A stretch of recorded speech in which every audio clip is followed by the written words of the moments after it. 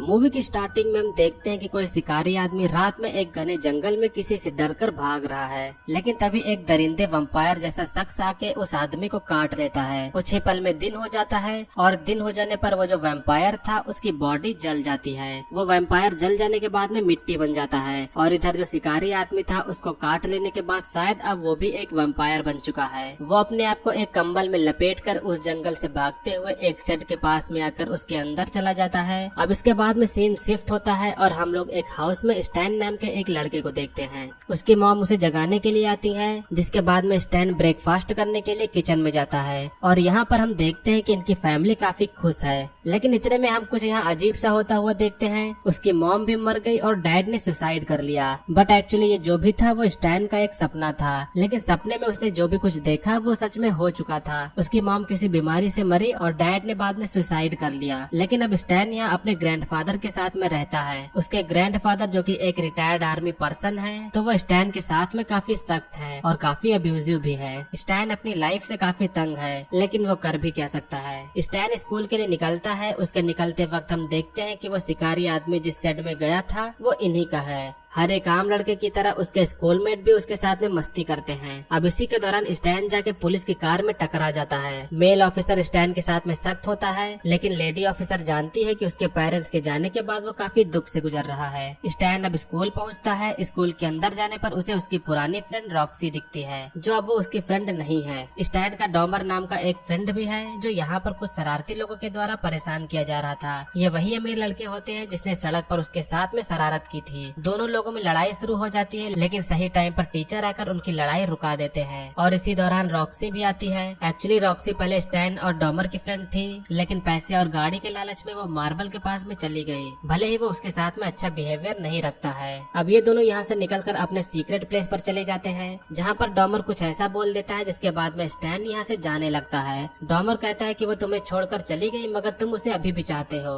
Stand यहाँ से जाकर अपने घर चला जाता है। वो अपने पेरेंट्स की फोटो को देखकर उन्हें याद कर रहा था। इस दौरान वो सुसाइड करने की भी कोशिश करता है, लेकिन वो ऐसा छोड़कर बाद में बाहर चला जाता है। बाहर वो अपने डॉग को घुमाने ले जाता है कि तभी उसी सेट से कुछ अजीब आवाज आती है। स्टैन उस सेट के पास में जाकर उसके अंदर जाता है। उस सेट के अंदर आने पर उसको यहाँ किसी के टूटे हुए दांत मिलते हैं। अब तभी अचानक से जो यहाँ पर वैम्पायर था वो स्टैन पर हमला करने वाला होता है, लेकिन यहाँ पर धूप के कारण स्टैन बच जाता है और वो बाहर चला जाता है। स्टैन काफी डरा हुआ होता है। बाहर से वो जो भी सेट में था उसे निकलने के लिए धमकी देता है, लेकिन जब वो नहीं निकलता है तो फिर स्टैन अपने डॉग को उस सेट के अंदर भेज देता है, लेकिन डॉग के अंदर जाते ही उसकी मौत हो जाती है। स्टैन जल्दी से अपने घर के अंदर जाकर कोई वेपन ढूंढता है। इसी दौरान उसके ग्रैंडफादर भी आ जाते हैं। वो अपने ग्रैंडफादर से बताता है कि सेट में कोई है जिसने उनके डॉग को मार दिया। ग्रैंडफादर पहले तो बिलीव नहीं करते हैं, लेकिन बाद में जब वो पास में जाते हैं तो उन्हें वहाँ पर उनके डॉग के शरीर का टुकड़ा मिलता है। इस बात से वो इतना गुस्सा हो जाते हैं, जिससे उनके पास में जो भी डंडा था वो उसी को लेकर ही सेट के अंदर चले जाते हैं। अब सेट के अंदर चले जाने पर जो अंदर वैम्पायर था वो ग्रैंडफादर पर भी हमला कर देता है। ग्रैंडफादर बाहर निकलने की कोशिश करते हैं, लेकिन वो वैम्पायर उन्हें अंदर ही घसीट ले जाता है। ग्रैंडफादर के मर जाने के बाद में स्टैन जल्दी से सेट को चैन की मदद से बंद कर देता है और बाद में घर के अंदर जाकर वो सबसे पहले तो बियर पीता है। वो पुलिस को फोन करने वाला था, लेकिन तभी वो बोर्ड पर लगे हुए नोटिस को देखता है, जिसमें उसे पुलिस की तरफ से वार्निंग मिली थी कि अगर उसने इस बार कोई गड़बड़ की तो उसके लिए ठीक नहीं होगा। इसीलिए स्टैन पुलिस को कॉल नहीं करता है। वो बस उस सेट को लकड़ी और कील की मदद से सील कर देता है। रात हो जाने पर जब स्टैन सो रहा था तो उसकी नींद खुलती है और वो सेट की ओर आकर्षित होकर बढ़ने लगता है। वो सेट तक पहुंचता है, जिसके बाद हमें ये पता चलता है कि वो एक सपना देख रहा था। अब अगले दिन कॉलेज में स्टैन कुछ रिलैक्स करने की कोशिश कर रहा था। इस दौरान यहाँ से रॉक्सी निकलती है, जब वो रुककर उसे कुछ बातें करने लगती है। रॉक्सी को भी स्टैन पहले से ही पसंद होता है। रॉक्सी के फ्रेंड मार्बल और बाकी लोग उसके साथ में अच्छा बिहेव नहीं करते हैं, लेकिन रॉक्सी और स्टैन के बीच यहाँ पर कुछ अच्छी बातें होती हैं। स्टैन रॉक्सी को सेट वाली बात बताने वाला होता ही है कि तभी यहाँ पर डॉमर आ जाता है और फिर बाद में रॉक्सी यहाँ से चली जाती है। इस बात पर स्टैन काफी गुस्सा हो जाता है, क्योंकि वो गलत टाइम पर उन दोनों के बीच में आया था, जिसके बाद में वो भी यहाँ से चला जाता है। अब इधर डॉमर जब जा रहा था तो मार्बल और उसके फ्रेंड आकर डॉमर को तंग करने लगते हैं, जिसके बाद डॉमर भी उसे अब्यूज कर देता है और फिर बाद में मार्बल और उसके फ्रेंड उसे पीटने लगते हैं। इस तरफ स्टैन घर पर था तो वो लगातार उसी सेट की ओर ही देखता जा रहा था, जिसके बाद में वो बाहर निकलकर एक बेसबॉल बैट लेके उस सेट के पास में जाता है, मगर अचानक से वो वैम्पायर थोड़ा सा दरवाजा तोड़ के स्टैन पर हमला कर देता है। लेकिन बाहर यहाँ पर धूप ज्यादा थी, इसीलिए स्टैन बच जाता है। अब इसी दौरान दूसरी तरफ से डॉमर भी यहाँ आ रहा होता है। वो पहले पहले उसे बताता है कि मार्बल ने उसका ये हाल किया।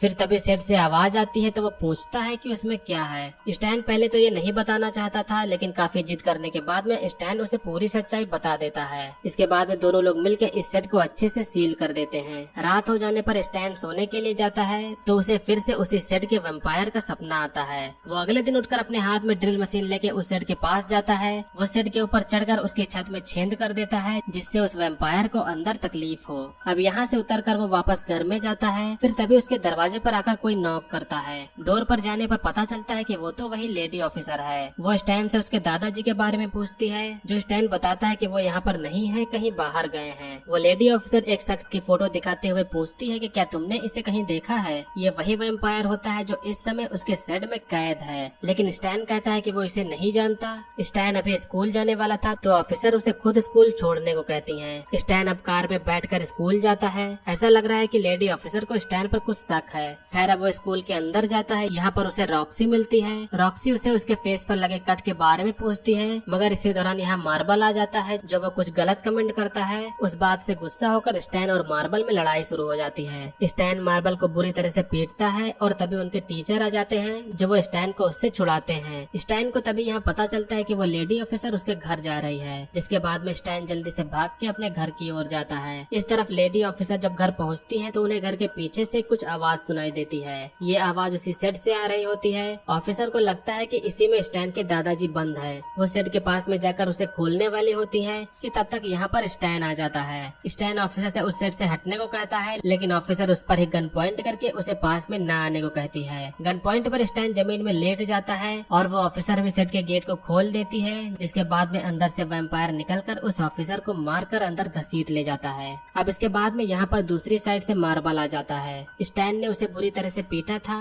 जिसका बदला स्टैन यहाँ पर लेने आया होता है। मार्बल अब स्टैन को मारने लगता है, लेकिन इतने में दूसरी साइड से डॉमर आ जाता है और वो ऑफिसर की नीचे पड़ी हुई गन उठा के मार्बल पर पॉइंट कर देता है। डॉमर को मार्बल ने मारा था, इसलिए वो उससे गुस्सा होता है। स्टैन जबकि ऐसा करने के लिए उसे रोकता है, लेकिन डॉमर बिना उसकी सुने उसे उसके सामने माफी मांगने को कहता है। मार्बल इतना डर जाता है तो वो सॉरी बोल देता है, लेकिन फिर डॉमर मार्बल को उसी शेड के अंदर जाने को कहता है। स्टैन बार बार मना करता है, लेकिन डॉमर गन के सहारे किसी की भी नहीं सुनता। मार्बल शेड की ओर जा रहा था तो उसे ऑफिसर का कटा हुआ हाथ दिखता है। वो उसे देखकर डर जाता है, लेकिन मार्बल को फिर भी अंदर जाना पड़ता है। अंदर जाते ही उसके चीखने की आवाज आती है और फिर बाद में स्टैन और डॉमर के बीच में लड़ाई चालू हो जाती है। स्टैन बिल्कुल भी डॉमर को मारना नहीं चाहता था, लेकिन इस लड़ाई में डॉमर स्टैन के सर पर मारकर उसे बेहोश कर देता है। अब कुछ देर बाद में रॉक्सी आके स्टैन को उठाती है। स्टैन के उठाने पर वो यहाँ पर डॉमर को नहीं देखता है, जिसके बाद में स्टैन उसी सेट के अंदर जाके देखता है। अंदर जाने पर वो देखता है कि यहाँ और कोई नहीं बचा, बल्कि डॉमर अब वैम्पायर बन चुका है। डॉमर उस पर हमला करता है, लेकिन धूप की वजह से स्टैन बच जाता है।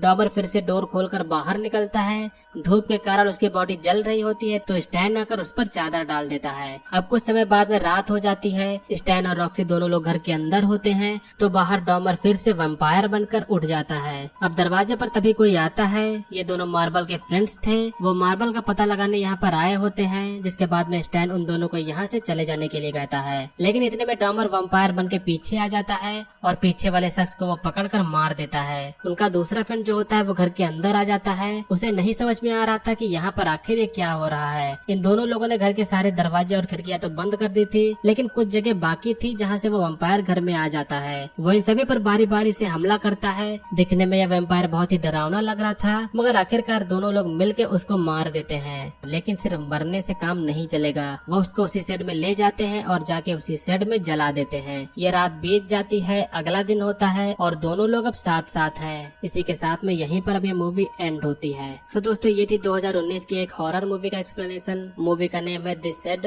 उम्मीद करता हूँ कि आप लोगों ने इस मूवी के एक्सप्लेनेशन को एंजॉय किया होगा। मूवी का एक्सप्लेनेशन अगर आपको पसंद आया तो वीडियो को लाइक करिएगा। चैनल पर अगर आप लोग नए हो तो सब्सक्राइब करिएगा। आज की वीडियो के लिए बस इतना ही। मिलेंगे अगली वीडियो में, तब तक के लिए बाय। जय हिंद, वंदे मातरम।